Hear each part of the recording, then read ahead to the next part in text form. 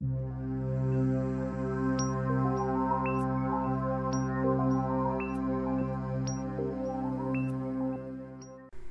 kanalıma hoş geldiniz.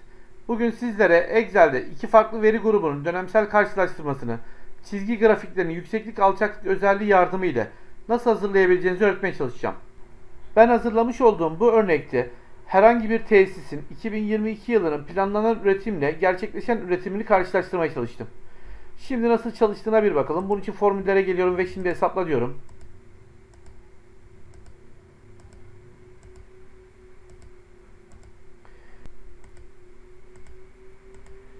Burada planlanan üretimle gerçekleşen üretimin ilgili ayına denk gelen kısımları yüksek ve alçak çizgi grafiklerle birbirine bağlayarak karşılaştırmaya çalıştım.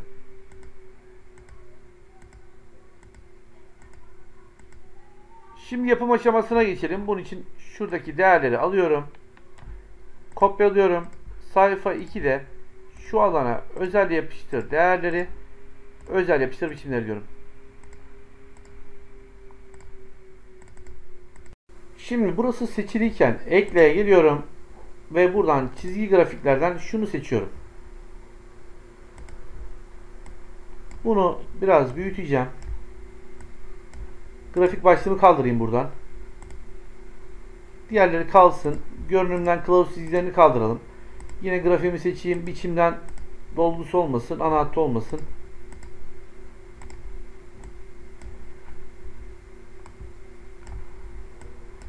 Ben bir öncekinde şöyle yapmıştım. Şuradan seçmiştim. Sırasıyla bakalım. Ben bunu seçmiştim daha önce.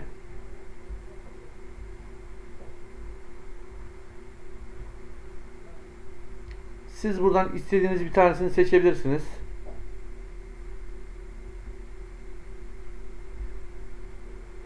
Ben bu sefer bunu seçeceğim.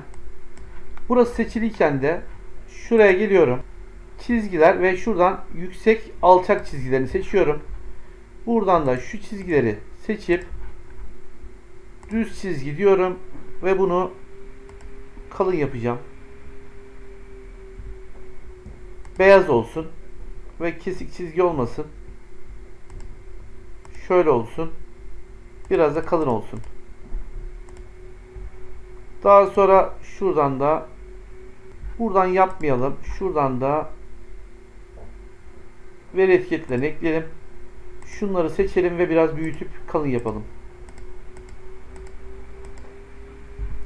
Aynı şekilde bunları da büyütelim ve kalın yapalım. Şurası da. Son olarak şunlar.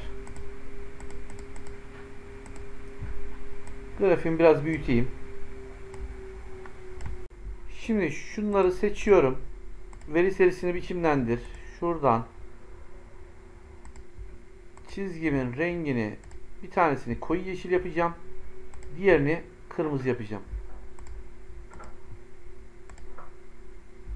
Bu şekilde. Şu beyaz rengi de aslında mavi yapabiliriz. Biraz daha kalın yapalım. Belirginleştirelim. Şunları da kalın yapıp büyütelim. Şununla aynı olsun. Şuraya giriyorum. Shift eşittir. Rastgele arada 1'den 100'e kadar diyorum. Sağ tarafa çektiriyorum. Ctrl D. Aşağı çektiriyorum. Ctrl D. Formüller. Şimdi hesapla.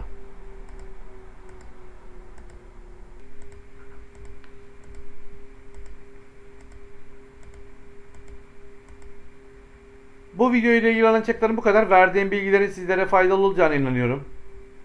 Kanalıma abone olup bildirimleri açmanız halinde bundan sonrasında yayınlayacağım faydalı paylaşımlardan haberdar olabilirsiniz. Beni takip edip çalışmalarımı izlediğiniz için teşekkürler.